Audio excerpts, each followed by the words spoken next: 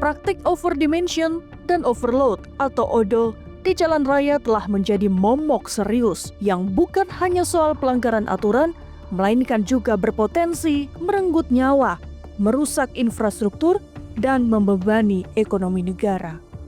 Fenomena ini telah menimbulkan dampak masif, mulai dari peningkatan resiko kecelakaan fatal, kerusakan dini pada jalan dan jembatan, hingga kerugian ekonomi negara akibat biaya perbaikan yang tinggi.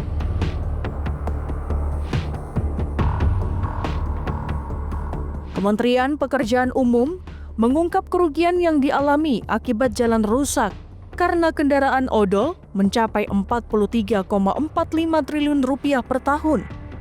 Hal ini disampaikan oleh Menteri Koordinator Bidang Infrastruktur dan Pembangunan Kewilayahan atau IPK, Agus Harimurti Yudhoyono. Dari tahun ke tahun, data pelanggaran terhadap odol terus bertambah. Korlantas Polri mencatat ada 1.485 truk kelebihan dimensi dan beban ditindak sepanjang tahun 2020 hingga 2025 atau 34% dari total truk yang terjaring. Jenis pelanggaran overdimensi pada 2021 tercatat sebanyak 21 kejadian, tahun 2022 sebanyak 130 kejadian, tahun 2023 ada 15 kejadian, tahun 2024 ada 25 kejadian, dan Januari hingga Februari 2025 ada 9 kejadian. Sedangkan kecelakaan lalu lintas akibat overdimensi pada tahun 2023 tercatat ada 58 kejadian yang menimbulkan 18 orang meninggal. Pada 2024 ada 33 kejadian yang menimbulkan 18 orang meninggal. Dan Januari, Februari 2025 ada 3 kejadian yang menyebabkan 10 orang meninggal.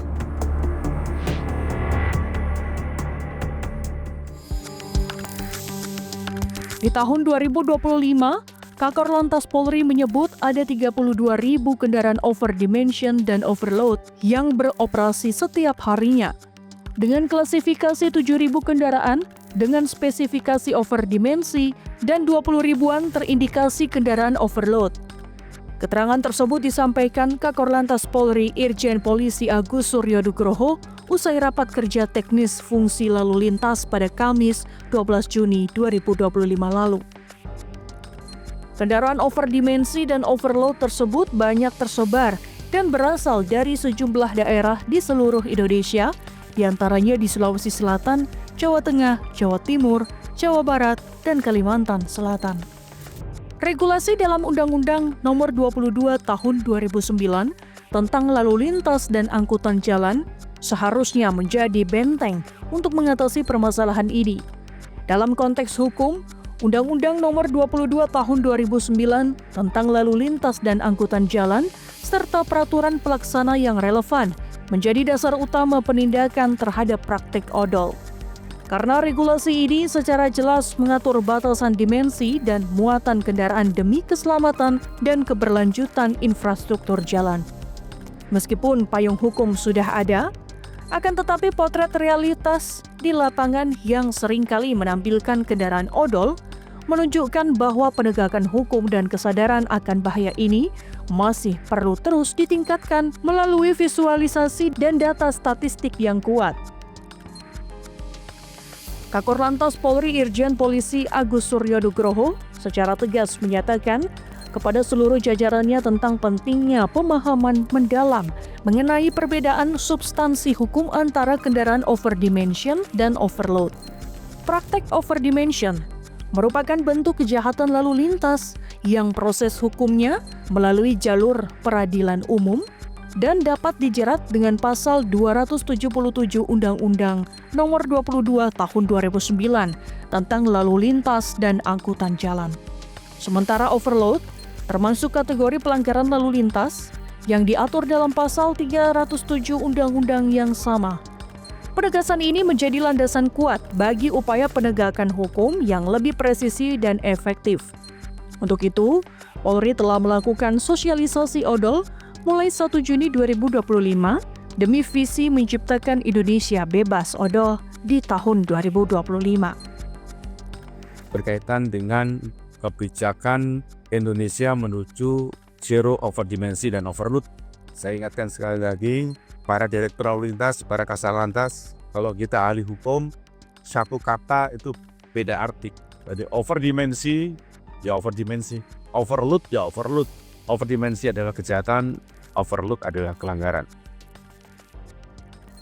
Overdimensi itu pasal 316 ayat 2 di pasal 277, itu overdimensi. Overload itu di 316 ayat 1, pelanggaran 307.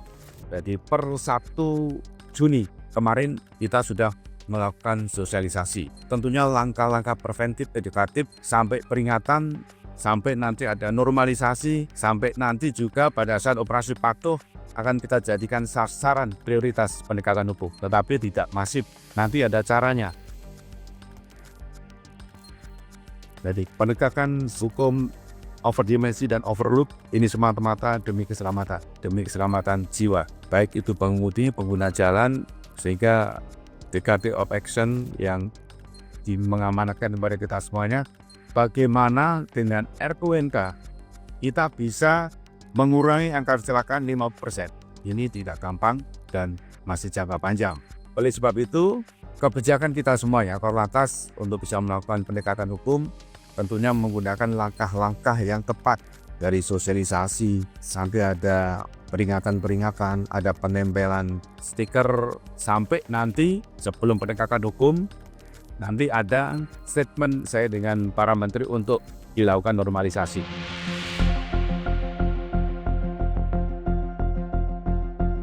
Perbedaan klasifikasi hukum antara kedua jenis pelanggaran ini krusial dalam menentukan langkah penindakan dan sanksi yang diterapkan.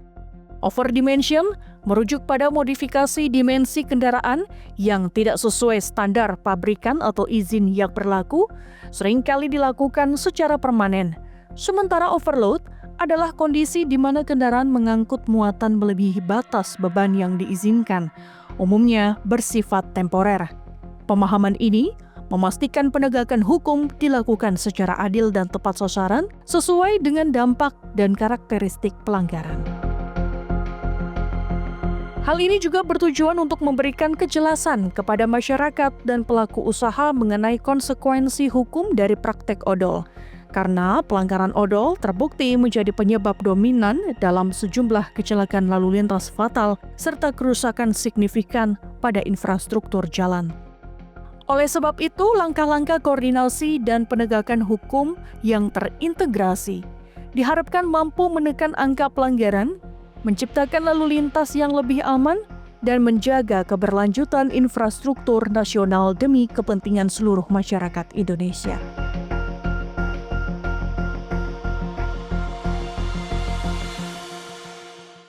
Membuat kendaraan itu di luar dari standar yang diperbolehkan sesuai dengan aturan yang berlaku. Sebagai negara hukum, kita tidak boleh membiarkan ada siapapun yang melawan hukum di negeri kita.